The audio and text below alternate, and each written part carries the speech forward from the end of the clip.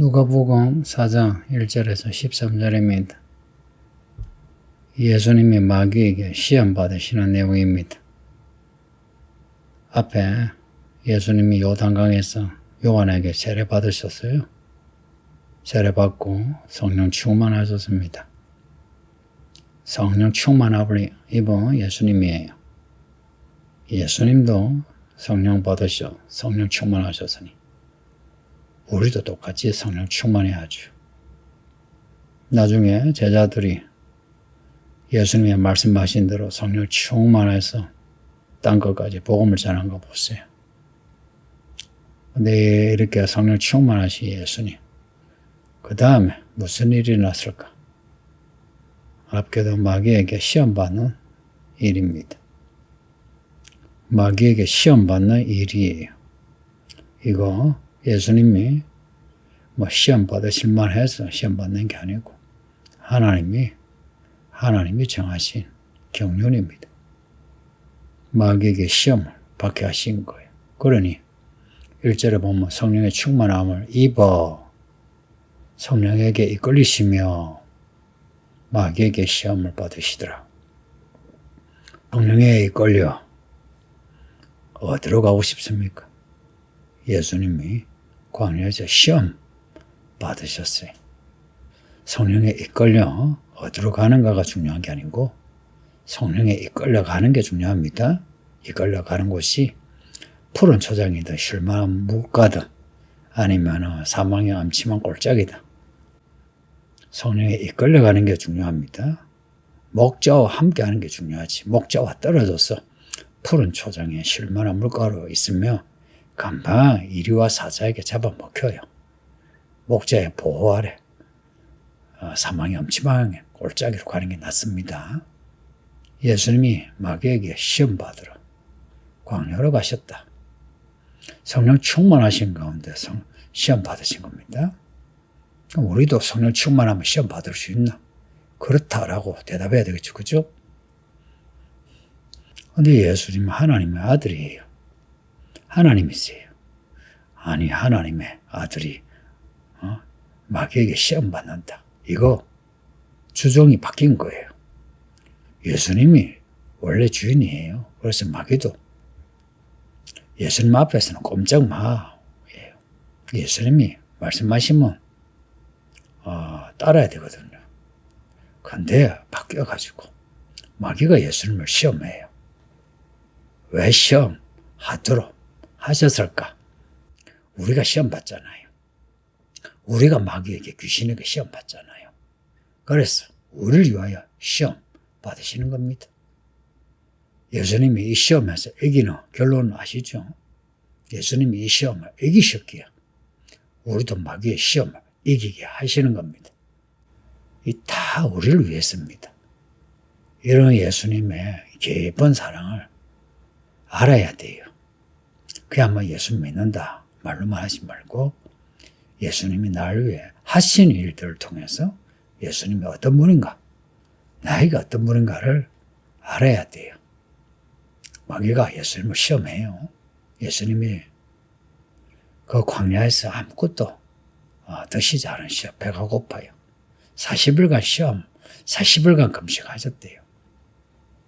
마귀가 예수님이 굶주린가 이거 알고는 시험하는 말이 내가 만일 하나님의 아들이며 이 돌들에게 명하여 딸이 떡이 되게 하라 합니다. 기막힌 시험이죠. 예수님이 사람이시거든요. 그래서 배가 고파요. 배가 고픈 거 그걸 알고는 야 네가 하나님의 아들이라면 이 돌을 떡으로 만들라 그럽니다. 예수님이 돌을 떡으로 만드실 수 있죠. 이 돌들로 아브라함이 되게도 하시는 하나님의 그 능력이신데 돌을 떡으로 만드시는 거 아무것도 아니죠. 그죠? 5번이어로 그 많은 사람을 먹이신 거 보세요. 그런데 예수님이 그러지 않으셨어요.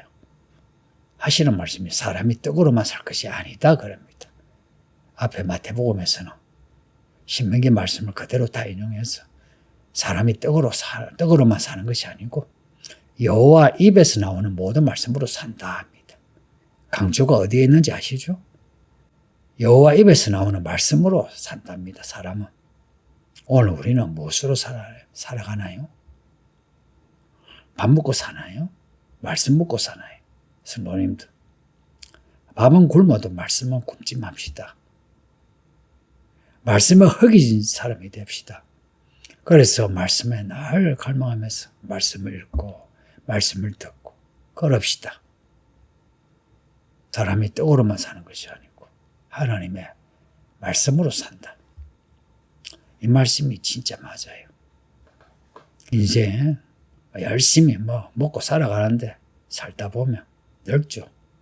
늙어서 이제 돌아보면 사람이 그렇게 열심히 살고 그래서 먹고 살만하게 사는 거, 이게 인생의 전부가 아니라는 거 알게 돼요. 인생의 전부는 믿음입니다. 하나님의 말씀으로 살아가는 믿음입니다. 그리고 두 번째 시험에 예수님을 높은 데 데리고 갔어요. 순식간에 천하만국을 보여주었어요. 세상에 모든 좋은 걸 보여줬다는 겁니다. 다 펼쳐놓고 이렇게 다 보여준 거예요. 예수님이 하나님의 아들이시지만 사람이신 거 잊지 마요. 굶으면 배고프고 욕먹으면 기분 나쁘고 추우면 춥고 더우면 덥고 좋은 거 가지면 좋고 나쁜 일 당하면 안 좋고 진짜 그런 분이에요. 그런 예수님에게 세상의 모든 권위와 영광을 보여줘요. 권위와 영광을 보여줬대요. 권위와 영광을 보여줬대요. 돈을 보여줬다, 이렇게 단편적이지 않아요. 모든 권위와 영광을 보여주면서, 야, 내가 이걸 가지고 있는데 나한테 절하면 내가 너에게 모든 권위와 영광을 주마 하는 겁니다. 마귀가 주마 해서 달라 하면 바꿔서 권위와 영광을 누려요. 괴테의 그 파우스트 그 소설이 그렇죠. 영혼을 팔면 마귀가 권위와 영광을, 이 세상에 있는 좋은 것을 주는 거예요. 영혼을 팔면 세상 모든 거 주겠다고 하는 마귀, 간단해요. 마귀가 절을 한번 하면 돼요. 그런데 예수님은 기록된 바 주 너희 하나님께 경배하고 다만 그를 섬기라 합니다. 마귀에게 절을 안 하겠다는 거죠. 오직 하나님께만 경배한다는 겁니다. 아들 하나님이, 아버지 하나님을 경배하신대요. 지금 여러분은 어떤가요? 이 세상을 살면서 세상의 것을 얻기 위해서 마귀에게 절하는 것 같지 않나요? 마귀에게 절한다.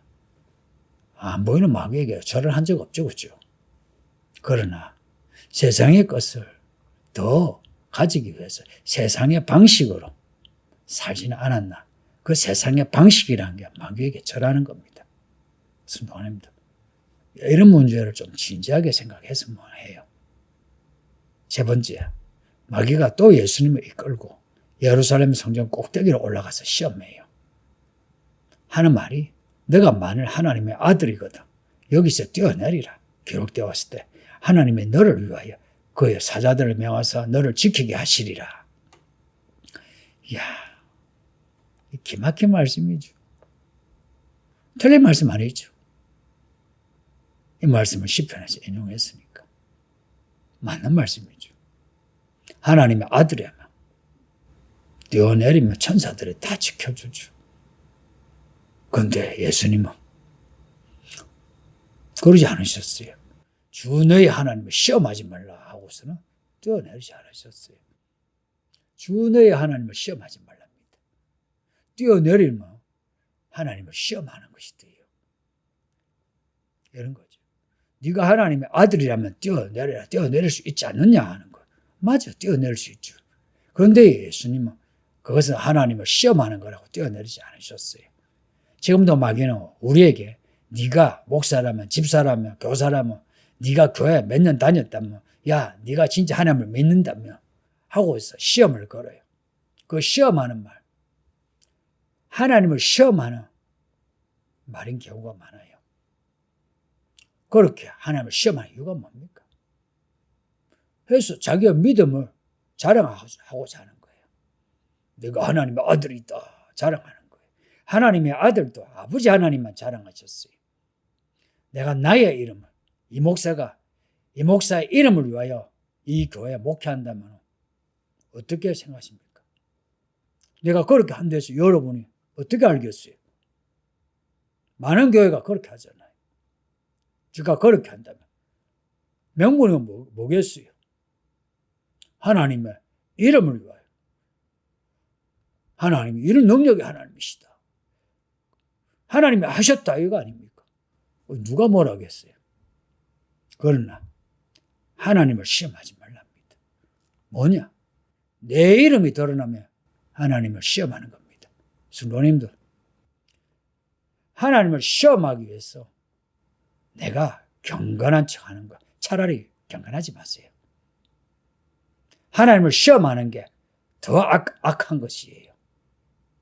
그렇게 경건하지 말고, 그렇게 어려운 척하지 말고, 그렇게 능력이 있는 척하지 말고, 있는 모습 그대로 하나님 나를 도와주세요. 내가 어찌 하나님을 시험하려 그러세요. 오늘날 이 교회가 왜 이렇게 되었나? 하나님을 시험하는 사람들이 가득한 거예요. 그렇게 해서 자기를 자랑하는 겁니다. 결국은 하나님을, 그 이름을 빌려와가지고 자기 자랑하는 거죠. 하나님은 그거 싫어합니다. 이 마귀가 시험을 다 한 후에 떠났답니다. 이 시험에서 누가 이겼어요? 예수님이 이겼어요. 어떻게 이기셨어요? 예수님 또한 하나님의 말씀으로 이기셨어요. 마귀는 무엇으로 시험했어요? 하나님의 말씀으로 시험했어요.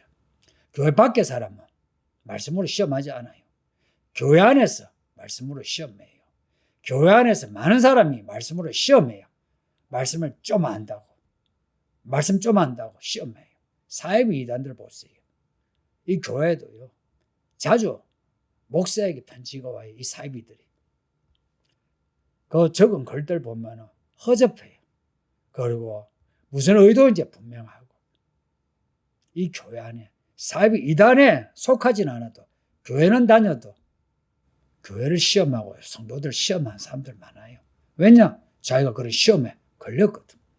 그래서 이 마귀가 그만한 뭔가 보상을 한 거예요. 기분도 좋게 하고 사업도 잘 되게 하고 뭔가 자랑하게끔 해서 시험에 빠진 겁니다. 그래서 자기처럼 하지 아니하면 믿음이 없다 그럽니다. 성도님들, 믿음 없다 소리 들어도 괜찮아요. 믿음 없으니까 안 뛰어내리지. 믿음 없으니까 돌을 떡으로 못 만들지. 믿음 없으니까 가난하게 살지 해도 믿음 없다 소리 들었어요. 차라리. 저는 그런 소리 많이 들었어요. 목회 능력이 없으니까 저렇게 삐실삐실하지. 괜찮아요. 삐실삐실하든 하나님에게 버림을 받았다고 하든 상관하지 마세요. 예수님이 그 광야에서 40일 그 줄이실 때 마치 하나님이 버리신 것 같지 않습니까? 예수님이 십자가 못 박히실 때 하나님이 버리신 것 같지 않습니까? 괜찮아요. 언젠가 하나님의 종을 하나님이 드러내십니다. 마귀가 떠나갔다 하잖아요. 모든 시험을 다 한 후에, 시험을 다 하기까지, 시험을 받을 때에 시험 들지 마세요. 대답하세요. 시험 들지 마세요. 시험에서 이기세요. 그리고 얼마 동안 떠나갔다 그럽니다. 얼마 동안. 조금 이따 또 나타난다는 거죠.